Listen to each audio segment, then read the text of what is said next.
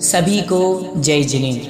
परम पूज्य आचार्य भगवंत शिवकोटि महाराज द्वारा विरचित मृत्यु पर लिखा गया सबसे प्राचीन ग्रंथ, जिसमें संलेखना का वर्णन है, ऐसा परम पूजनीय परम आराध्य श्री भगवती आराधना ग्रंथादिराज का स्वाध्याय भव्योदय चैनल के ऊपर निरंतर चल रहा है। निरंतर जैनागम की गतिविधि से जुड़ने, जैनागम के शास्त्रों का विवेचन एवं जैन धर्म के बारे में जानने के लिए भव्योदय चैनल को सब्सक्राइब करें, लाइक करें, शेयर करें।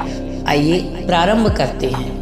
मंगलम भगवान वीरो मंगलम गौतमो गणी मंगलम कुंद कुंदाद्यो जैन धर्मोस्तु मंगलम सर्वमंगल मांगल्यम सर्वकल्याणिकानिकं प्रधानं सर्वधर्माणां जयनं जयतु शासनं जयनं जयतु शासनं जयनं जयतु शासनं सिद्धे जयप्रसिद्धे चौविहाराणाफलं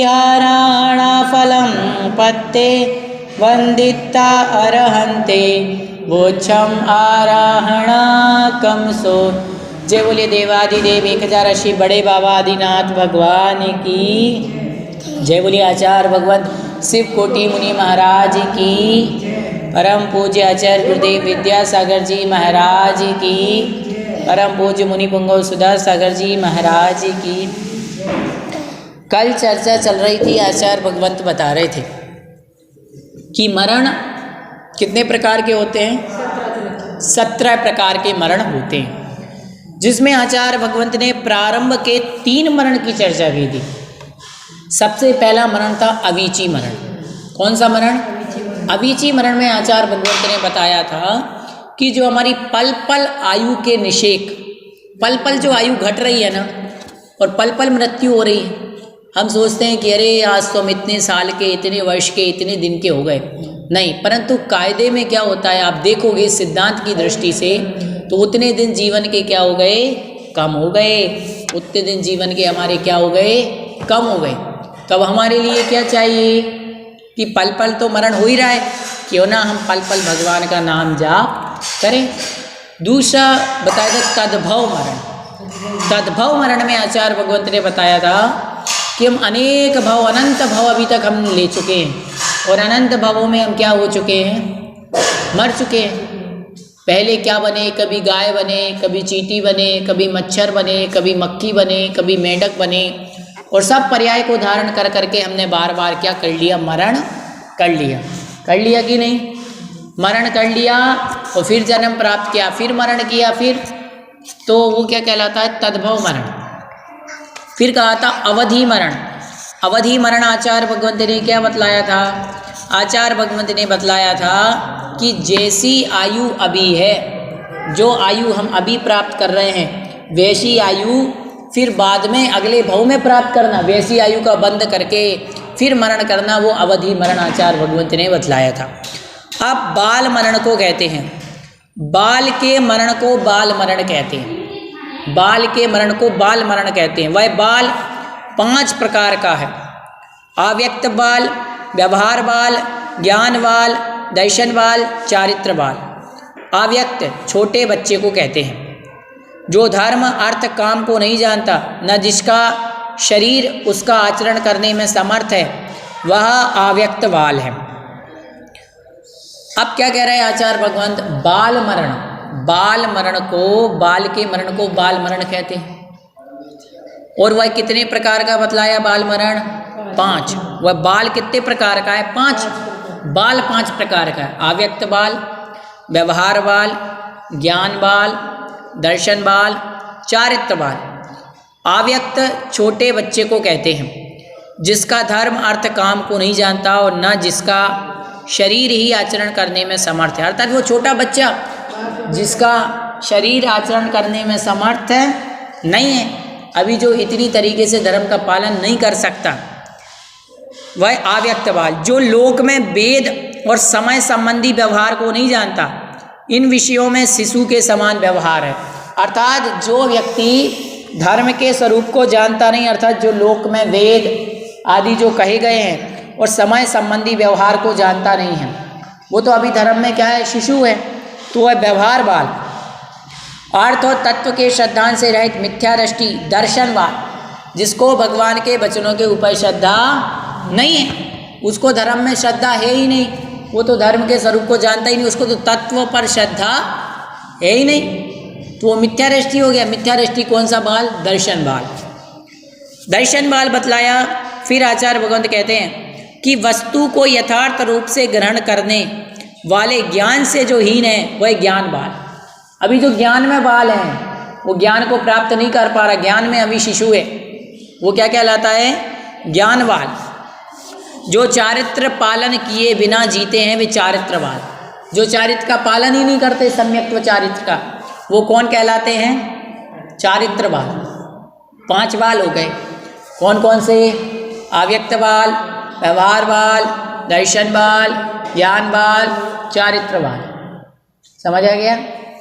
अब कह रहे हैं इन बाल के मरण को बाल मरण कहते हैं। अतीत काल में ये बाल मरण अनंत हो चुके हैं, अनंत जीव इन मरण को प्राप्त हो चुके हैं। यहाँ इनमें से दर्शन बाल का ग्रहण किया, अन्य बालों का नहीं, क्योंकि सम्यक दृष्टि में इतर बाल रहते हुए भी दर्शन पंडित पना रहता है, इसलिए उसके पंडित मरण ही स्वीकार किया गया है। संक्षेप से दर्शन बाल मरण 2 प्रकार का है, एक इच्छापूर्वक, एक अनिच्छापूर्वक। सामान्य से बाल मरण, दर्शन बाल मरण जो है वो 2 प्रकार का, इच्छापूर्वक और अनिच्छापूर्वक। आग से, धुएं से, शस्त्र से, विष से, जल से, पर्वत से गिरने से, श्वास रुकने से, अति शीत या अति गर्मी पड़ने से, रस्सी से, भूख से, प्यास से, जीभ उखड़ जाने से, प्रकृति विरुद्ध आहार करने से बाल पुरुष के मरण को जो प्राप्त होते हैं यह इच्छापूर्वक मरण है, अर्थात ऐसे उपाय करके वे मरते हैं। कैसे? कोई भी व्यक्ति होता है, कोई व्यक्ति मान लो कूद के मर जाए, कोई प्रकृति के विरुद्ध आहार करके मर जाए, तो इच्छापूर्वक मरण होता है। और किसी निमित्तवश जीवन को त्यागने की इच्छा अंतरंग में होने पर भी, अंतरंग में जीने की इच्छा रहते हुए भी काल अकाल में अध्यवसान आदि जो मरण होता है वह अनिच्छापूर्वक दर्शन मरण, दर्शन बाल मरण है। जो दुर्गति में ले जाने वाला है, विषयों में आसक्त है, अज्ञान पटल से आच्छादित है, रस रिद्धि सुख के लालची हैं, वे इन बाल मरणों को मरण करते हैं। बाल मरण बहुत ही तीव्र पाप कर्मों के आश्रय के द्वार हैं, जन्म जरा मरण के दुखों को लाने वाले। क्या कहा कि सामान्य से वह मरण कितने प्रकार का है? 2 प्रकार का। कौन सा? दर्शन मरण। दर्शन मरण हमने क्या जाना था कि जो सम्यक दर्शन से रहित है, जिसके सम्यक्त्व नहीं है, ऐसे मिथ्या दृष्टि दर्शन बाल है। और मिथ्या दृष्टि का जो मरण है वो कौन सा मरण कहलाता? दर्शन बाल मरण।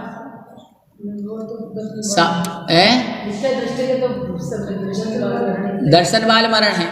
अब दर्शन बाल मरण के 2 वेद बताए थे, एक इच्छापूर्वक, एक अनिच्छापूर्वक। फिर का आग लगने, धुएं से, शस्त्र से, विष पर्वत आदि के गिरने से, श्वास आदि रुकने से, भूख प्यास से, जीभ उखड़ जाने से आदि सब करने से बाल मरण को प्राप्त होते हैं। यह इच्छापूर्वक मरण है, ऐसे उपाय स्वयं करके वे मरते हैं।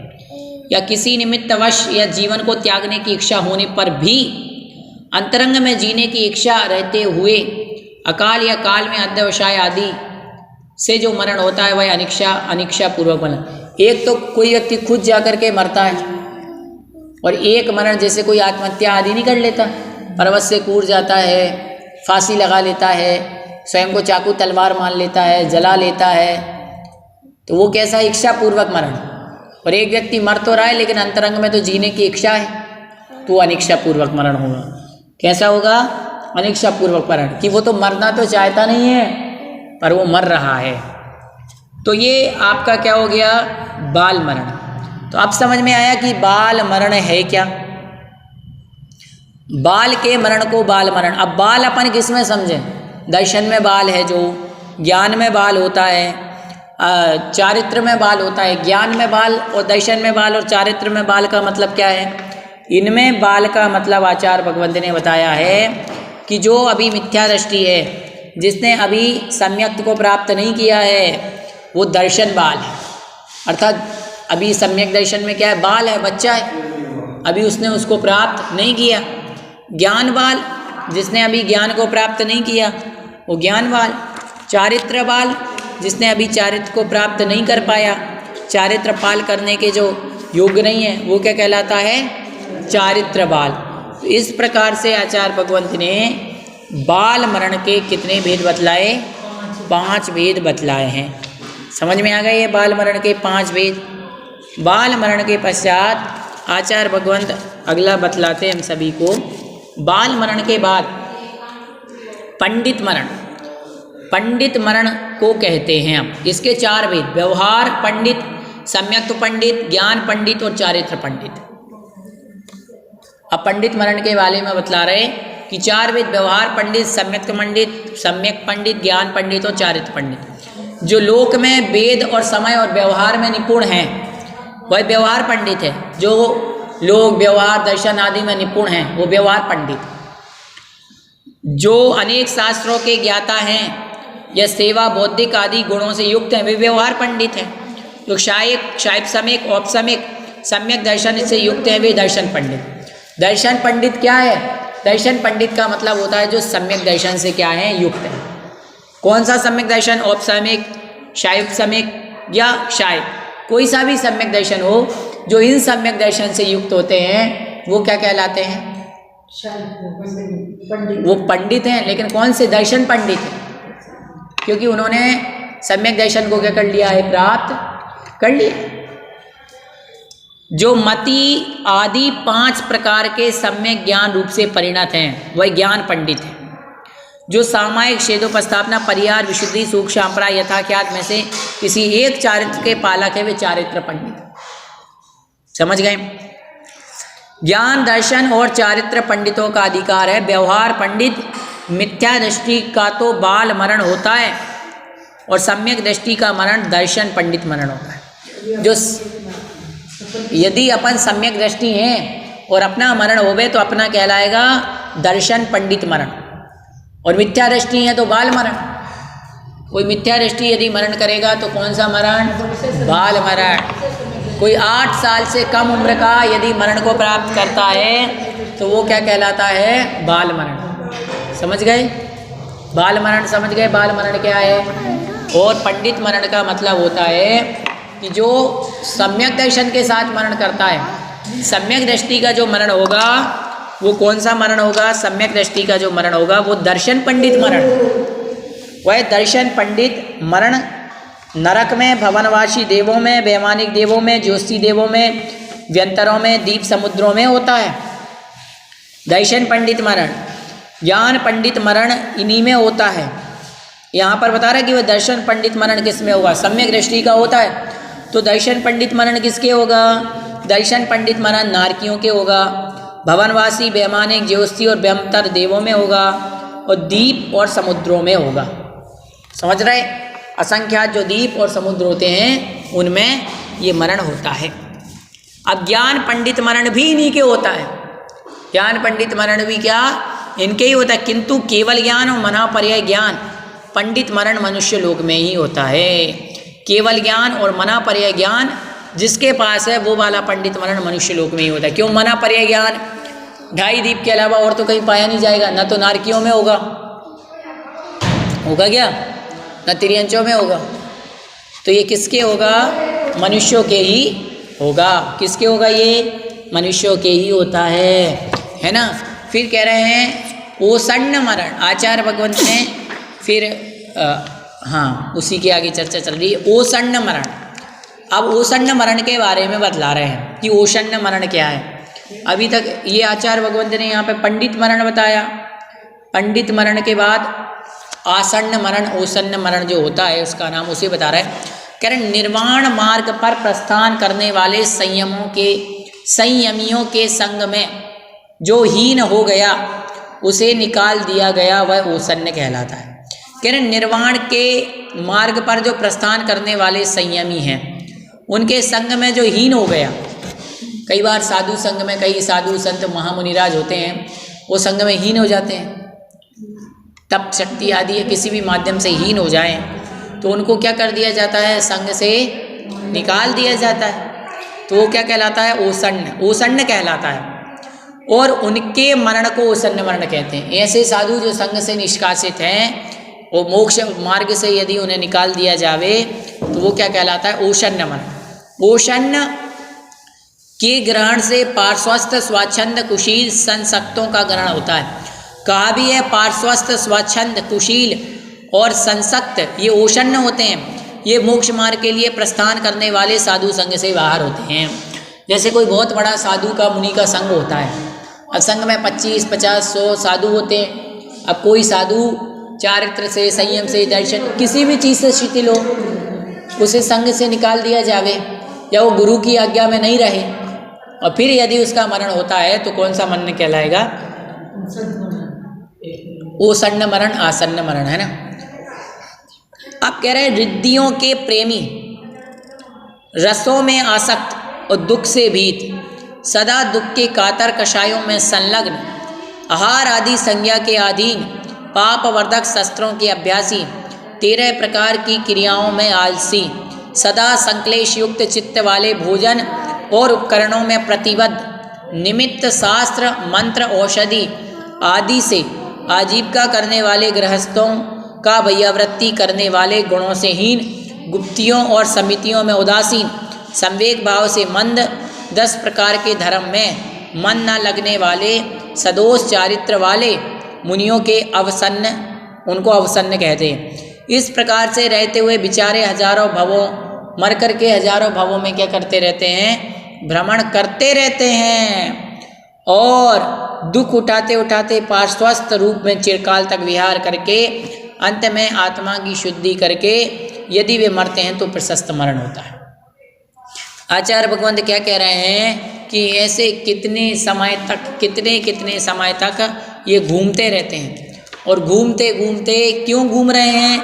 क्योंकि इनके लिए सभी कषायों में संलग्न हैं, पापवर्धक शास्त्रों के अभ्यासी हैं, धर्म की क्रियाओं में कैसे हैं? आलसी हैं। कई लोग ऐसे करते हैं, तरह तरह के खोटे ओटे मंत्र तंत्र करने लगते हैं, कोई आजीविका आदि चलाने में लगे, गुप्ती समितियों में अच्छे से पालन नहीं करते हैं। जिनका चारित्र सदोष है, दोष से शहीद है, वो अवसन्न है और ऐसे वो मरण करके अनेक अनेक भवों में क्या होते रहते हैं? भटकते रहते हैं। और अनेक भवों में भटक भटक करके क्या होते हैं? दुखों को उठाते हैं और दुखों को उठा उठा करके कितने भवों तक भटक भटक करके यदि बाद में अच्छी मार्ग मिल जाए तो भले ही मोक्ष चले जाए, ये तो भटकते रहते हैं।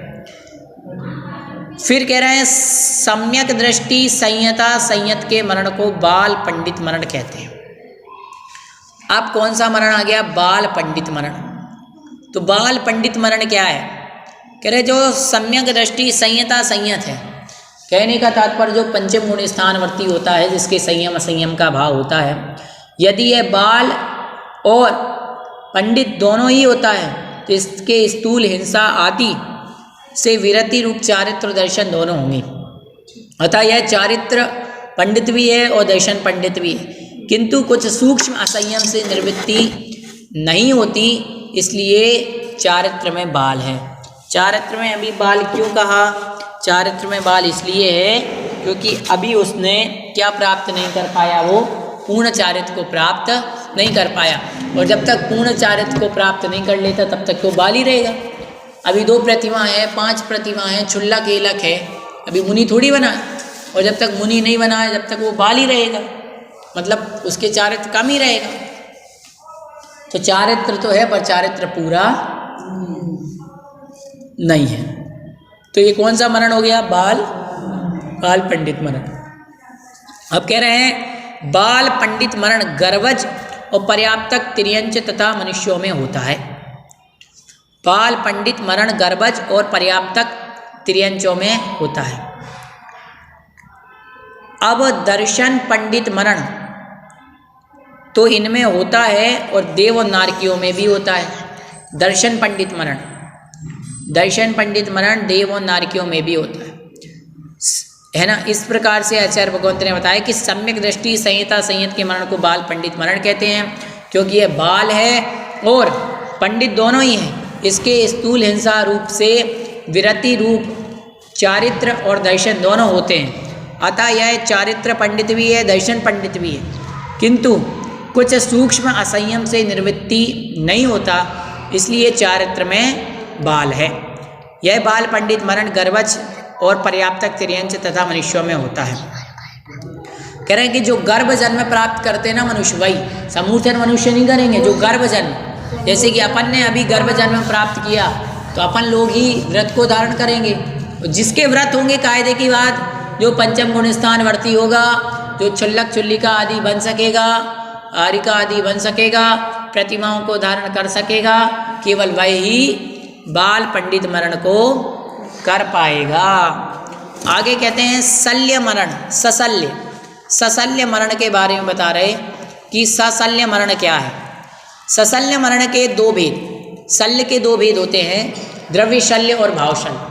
शल्य में आपको पहले पढ़ा चुका हूँ। शल्य का मतलब होता है जो आत्मा को कांटे की तरह चुभता है, जो आत्मा को कांटे की तरह चुभता है वो शल्य मरण कहलाता है। जो आत्मा को किसकी तरह चुभता है? कांटे की तरह, वो शल्य है। और शल्य जिसके अंदर होती है उसका कौन सा मरण होगा? शल्य मरण। तो कैसी होती शल्य? क्या है शल्य मरण? सशल्य अर्थात सास जो शल्य से सहित। तो कह रहे द्रव्य शल्य और भाव शल्य, मिथ्या दर्शन और माया और निदान। शल्य का कारण जो कर्म है उस कर्म को द्रव्य शल्य कहते हैं, जिसके कारण माया, मिथ्या और निदान, ये तीन जिसका कारण है जो कर्म है, जैसे कि मिथ्यात्व का कारण दर्शन मोहिनी हो गया, तो ये क्या हो गया? द्रव्य शल्य। और द्रव्य शल्य के साथ स्थावर, 5 स्थावर असंगियों और त्रसों का होता है। द्रव्य शल्य किसके? कि द्रव्य शल्य के साथ मरण 5 स्थावरों, असंगियों और त्रसों का होता है। द्रव्य शल्य तो सर्वत्र, तब स्थावर क्यों कहा? कह रहे द्रव्य शल्य तो सर्वत्र, फिर स्थावर क्यों कहा? तो आचार्य बतलाते हैं यहाँ भाव शल्य से रहित द्रव्य शल्य की अपेक्षा है। किसकी? भाव शल्य से तो रहित है, परंतु द्रव्य शल्य की अपेक्षा है। यह कहा है कि सम्यक दर्शन के अतिचारों का कारण दर्शन शल्य है, और सम्यक दर्शन स्थावरों में तथा विकलेंद्रिय त्रसों में नहीं होता। आगामी काल में यही होना चाहिए। द्रव्य शल्य का मतलब आचार्य भगवंत ने यहाँ पर बतलाया है कि माया, मिथ्या, निदान, इनका जो कारण कर्म है, अर्थात जिस कारण से क्या होता है, जिस कारण से क्या होता है, ये कर्म माया, मिथ्या, निदान, शल्य बंधते हैं, वही तो है वो कर्म ही क्या कहलाएगा? द्रव्य शल्य कहलाएगा। और कह रहे हैं आगे, आगामी काल में यही होना चाहिए। इस प्रकार के मन के उपयोग को निदान कहते हैं। कोई ये सोचे कि ये भगवान आगामी काल में हमें ये रुपया, पैसा, वैभव, सुख, संपत्ति, धन, धान्य, ऐश्वर्य आदि मिल जाए, ये कौन सा, ये क्या हो गया? निदान हो गया। और निदान जो व्यक्ति बांध लेता है वो भव तक, अनंत भवों तक संसार में क्या होता रहता है? भटकता रहता है। और भटकेगा ही, जो निदान बांधेगा तो वो भटकेगा, जो निदान बांधेगा वो तो संसार में क्या होगा?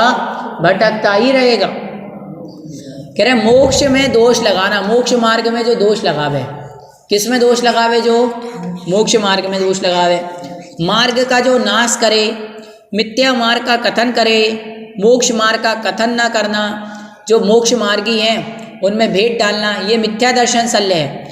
अर्थात जो मोक्ष मार्ग में सदा दोष लगाता रहता है, जो मोक्ष का मार्ग है उसका जो नाश करता रहता है, मिथ्या मार्ग का जो कथन करता रहता है, और क्या करता है? जो मोक्ष मार्ग में लगे हुए हैं उनमें सदा ही क्या करता रहता है? जो कूद डालता रहता है। अर्थात वहाँ पर भेद डालना, लड़ाई करवाना साधु संग आदि में, ये क्या कहलाता है? मिथ्या दर्शन शल्य कहलाता है। उनमें फिर जो निदान नाम का शल्य है उसके 3 भेद, प्रशस्त, अप्रशस्त और भोगकृत। परिभोग, परिपूर्ण संयम की आराधना करने की इच्छा से परभव में पुरुषत्व आदि की प्राप्ति की प्रार्थना प्रशस्त निदान। कि भगवान परिपूर्ण संयम की जो आराधना करने की इच्छा से परभव में पुरुषत्व आदि की प्राप्ति की प्रार्थना करता है प्रशस्त निदान, अर्थात अच्छा निदान। जो ये सोच रहा है कि भगवान अगले जन्म में मैं मुनि बनूं तो मुझे कम से कम पुरुष पर्याय की तो प्राप्ति हो, मनुष्य कुल तो मिले, जैन कुल तो मिले, जो ऐसा मांग रहा है वो निदान तो है, लेकिन कौन सा निदान है? प्रशस्त, प्रशस्त निदान। फिर कह रहे मान कसाय से प्रेरित होकर आगामी भाव में उच्च कुल सुंदर आदि की प्रार्थना करना। घमंड के कारण, मान के कारण, अपने अंदर कोई भी मान कषाय होती है, उसके कारण से वो अगले भाव में सोचता है कि अगले भाव में मैं क्या बनूं, बड़ा सेठ साहूकार बनूं, कुबेर बनूं, रुपए पैसे वाला बनूं, यही सोचता है, उच्च कुल में जाऊं। किस कारण से? मान कषाय के कारण, घमंड के कारण जो ऐसा सोचता है वह निश्चित रूप से क्या होता है, अप्रशस्त निदान अथवा क्रोध के आवेग से आकर अपने शत्रु के वध की प्रार्थना, जैसे वशिष्ठ ने उग्रसेन के विनाश की प्रार्थना की थी, यह अप्रशस्त निदान है। कहने का मतलब कोई अगले भाव में सोचे कि भगवान इसका तो सर्वनाश हो जाए, अगले भाव में या आने वाले समय में कि इसका तो क्या हो जाए, सर्वनाश हो जाए, ये मरण को प्राप्त हो जाए, भगवान इसका ऐसा घाटा हो जाए, इसके खेत जल जाएं, इसके घर चोरी हो जाए, इसकी प्रॉपर्टी लॉस हो जाए। किसी के लिए बुरा सोचना और बुरा मांगना या बुरा हो जाए इसके साथ, ऐसा मन में जो आकांक्षा करता है वो कौन सा अप्रशस्त निदान है। अब आगे कह रहे हैं कि इस व्रतशील आदि के प्रभाव से इस भाव में और पौभाव में इस प्रकार के भोग मुझे प्राप्त हों, इस प्रकार के मन में जो संकल्प की शक्ति है वो भोग निदान।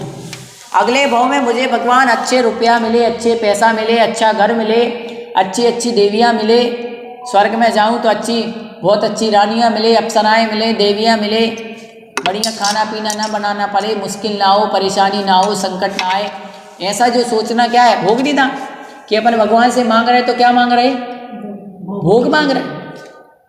और जो धर्म करके भोग मांगता है निश्चित रूप से उसकी गति अच्छी नहीं होती। आप सोचो धर्म करके क्या मांग रहे हो, जड़ वस्तु। भगवान की पूजन अर्चना स्वाध्याय संयम तप त्याग करके आप मांग भी रहे हैं तो क्या मांग रहे हैं, संसार की चीजें। अरे याद रखो, जो परमार्थ का चिंतन करता है, परमार्थ के लिए तप करता है, संसार की चीजें तो अपने आप मिल जाती हैं। और संसार की चीजें मांगना भी क्या, रुपया पैसा धन दौलत, ये कोई साथ में जाने वाली है क्या? ये सब एक दिन यहीं पड़ा सारा खजाना रह जाएगा। मांगा तुमने, मांगी वो चीज जो आपके साथ जाने वाली ही नहीं है। अरे मांगना है तो क्या मांगो भगवान से कि भगवान देना ही है तो चारित्र दो, संयम दो, रत्नत्रय दो, बोधि दो, समाधि दो, तप त्याग दो। और तप त्याग करके रुपया पैसा धन दौलत मांगना ये भोग निदान है। और असंयत सम्यक दृष्टि अथवा संहिता संयत के निदान शल्य होता है। जो चतुर्थ गुण स्थानवर्ती और पंचम गुण स्थानवर्ती होते हैं उनके निदान नाम का शल्य होता है। चिरकाल तक पार्श्वस्थ आदि साधु के रूप में विहार करने के पश्चात जो आलोचना किए बिना मर जाते हैं उसका माया शल्य मरण होता है। ऐसा मरण संयत, संहिता संयत और अविरत सम्यक दृष्टि के होता है। तो आचार्य भगवंत ने यहाँ पर ये बाल पंडित मरण की चर्चा की। उसके पश्चात आचार्य भगवंत ने सशल्य मरण की चर्चा की। जो शल्य के सहित मरण करता है वो सशल्य मरण, माया मिथ्या निदान शल्य के साथ मरण करता है। इसीलिए आचार्य भगवंत कहते हैं कि जो पार्श्वस्थ साधु होते हैं और विहार करने के पश्चात अंत समय में जो कोई भी अपने उनके द्वारा जो दोष आदि होते हैं उनकी आलोचना किए बिना जो मरण करते हैं वो क्या कहलाते हैं, माया शल्य मरण। अब इस प्रकार का मरण ऐसे देखो, जो जिस शल्य के धारी हैं उस शल्य के साथ मरण होगा तो फिर वही मरण कहलाएगा। जिसके शल्य के साथ जो मरण कर रहा है वो सशल्य मरण कहलाएगा। इसलिए तो संलेखना में कहा कि जब संलेखना के अतिचार आते हैं तो आगामी भोगों की वांछा मत करो, निदान मत बांधो, समझ रहे हो? नहीं तो शल्य के साथ मरण करेंगे तो सशल्य मरण होगा और दुर्गतियों में जाना संभावित है। आगे कहते हैं बलाय मरण। फिर अगला मरण कौन सा है, बलाय मरण। बलाय मरण क्या कहलाता है, अब उसके स्वरूप को आचार्य भगवंत बतलाते हैं। 10वें नंबर का है बलाय मरण। बलाय मरण जो वैयावृत्ति, विनय वैयावृत्त आदि में आदर भाव नहीं रखता, प्रशस्त योग के धारण में जो आलसी है, प्रमादी है, अर्थात जो विनय वैयावृत्त आदि के में आदर भाव रखता ही नहीं। किसी ने कहा विनय करो, ज्ञान की विनय, दर्शन की विनय, चारित्र की विनय, उपचार की विनय, जो ज्ञानी है उनकी विनय, जिनवाणी है उसकी विनय, परंतु उसको विनय है ही नहीं, वैयावृत्ति उसको आदर भाव ही नहीं, करना तो बहुत दूर की बात है, उसमें आदर भाव है ही नहीं। जो प्रशस्त के योग धारण में आलसी होते हैं, किन्हीं को धर्म की अच्छी बातें कहो तो उसमें आलसी करेंगे। प्रमादी व्रत में, संयम में, गुप्तियों में, समितियों में अपनी शक्ति को छिपाते हैं। धर्म के चिंतन में निद्रा के वशीभूत होकर जैसे रहता है, अर्थात जब धर्म की बारी आती है तो धर्म में सोना, मतलब धर्म के प्रति वो कैसा है, सुस्त है। उपयोग न लगने से ध्यान, नमस्कार आदि से दूर भागता है कि मेरा तो उपयोग ही नहीं लगता धर्म में, उससे दूर भागता है। उसका जो मरण है वो बलाय मरण, जो धर्म से बलाय काटता रहता है, धर्म जिसको बलाय लगती है उसका बलाय मरण। सीधी बात, अपनी भाषा में क्या समझें, धर्म जिसको बलाय लगती है, स्वाध्याय संयम आदि ग्रहण करना जिसको बलाय लगता है, उसका कौन सा मरण, बलाय मरण। कई लोग ऐसे होते धर्म में आफत काट देते हैं, दर दर दर दर दर दर दर बस। तो ऐसा देखो, धर्म का मतलब ये होता है कि जीवन में धर्म का होना। धर्म का मतलब ये नहीं है तुमने इस थाली की द्रव्य उस थाली में चढ़ाई।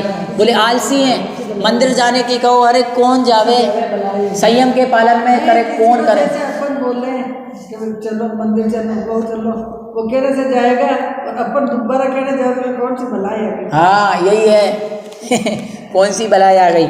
जो व्रत समिति आदि में अपनी शक्ति को, भैया हम तो नहीं कर सकते उपवास, हम तो त्याग नहीं कर सकते, हम तो तप नहीं कर सकते, बार अब समझ लो ये कौन सी भलाई आ गई। समझ लो बलाय मरण है, समझ गए। इसलिए बच के रहना। अपन को तो सबको देखो, ये सोचो मरे भगवान तो चारित्र होके मरे, या तो एक देश चारित्र हो। देखो महिलाओं के तो सकल चारित्र हो नहीं सकता, मुनि तो बन नहीं सकते, कम से कम 2 प्रतिमा लेके तो मरण करो। अंत में ये तो सोचो कि इतने अच्छे जैन कुल में आ गए कि भगवान अंत समय में मरण होवे तो कौन सा मरण होवे, बलाय मरण नहीं, संलेखना पूर्वक होवे, अच्छा मरण होवे, सम्यक दृष्टि का मरण होवे। ऐसा नहीं होवे कि हमारा बाल मरण हो जाए, मिथ्या दृष्टि पूर्वक हो जाए, बलाय मरण हो जाए, नहीं। शांत भाव कह रहे हैं कि उपयोग न लगने से ध्यान, नमस्कार आदि से जो दूर भागता है उसका बलाय मरण। दर्शन पंडित, ज्ञान पंडित, चारित्र पंडित के बलाय मरण भी संभव है ना। जो दर्शन पंडित, ज्ञान पंडित और चारित्र पंडित हैं, अर्थात दर्शन ज्ञान चारित्र का जो पालन करते हैं, उनके बलाय मरण भी संभव है यदि उनने आफत काट दी कि भैया जल्दी जल्दी आफत काटो, है ना। अपन ने क्या समझा था, दर्शन पंडित में मैंने बताया था जो सम्यक दर्शन से युक्त है, जो सम्यक ज्ञान में परिणत है और सम्यक चारित्र का जो पालन करते हैं वो दर्शन पंडित। तो आप ये सोचो ना कि हमारा कौन सा मरण होवे, पंडित मरण होवे, दर्शन पंडित मरण होवे, चारित्र पंडित मरण होवे, ज्ञान पंडित मरण होवे।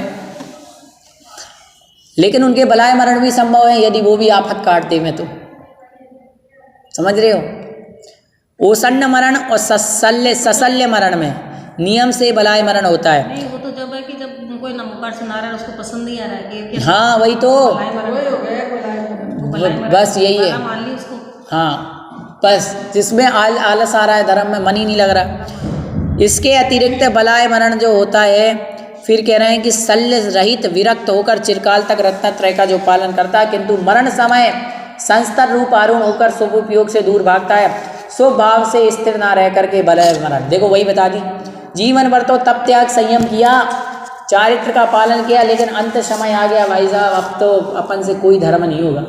अब तो क्या करें, अब तो धर्म करना मतलब आफत काटना लग रहा है उसे। धर्म करना मतलब आफत काटना। अब वो है, देखो है तो कर्म का युद्ध है, पूर्व में जो कर्म किए वो हो रहा है। आज जैसे अपन ने पूर्व में चारित्र मोह नहीं बांधा तो ये लिखो, ये संसार में बैठे बहुत अच्छा मन लगता है, संयम नहीं ले पा रहे। 3 बजे उठ के माला पहनने लग जाते, सब पाठ माला करने लग जाते। हाँ लास्ट टाइम आए ना उनका, हाँ। तो उनको सुनावे जाने दे। हाँ बस, तो अंत समय में ही कह रहे ना, जो है सुधा सागर जी महाराज को घर पे लेके आई, वो त्याग कराए और उनको वापस। हाँ बिल्कुल स्थितिकरण हो गया। तो अंत समय में वही आचार्य भगवंत कह रहे कि अंत जीवन भर तो आपने संयम तप आदि का पालन किया और अंत समय में आकर के उसमें आलसी हो गए, धर्म में मन नहीं लगा। तो धर्म बहुत अच्छा लगता है, बस कोई दिन लगता है कि हाँ, तो यही अपन को याद रखना। उस पूर्वक जो मरण होता है वो कहलाता है बलाय मरण। आज की कक्षा में इतना ही। जिनवाणी स्तुति। शास्त्र पठन में मेरे द्वारा यदि जो कहीं कहीं प्रमाद से कुछ अर्थ वाक्य पद मात्रा छूट गई, सरस्वती मेरी उस त्रुटि को कृपया क्षमा करें और मुझे कैवल्य धाम में महाविलंब धरें। जय बोलिए आचार्य भगवंत शिव कोटि मुनि महाराज की जय।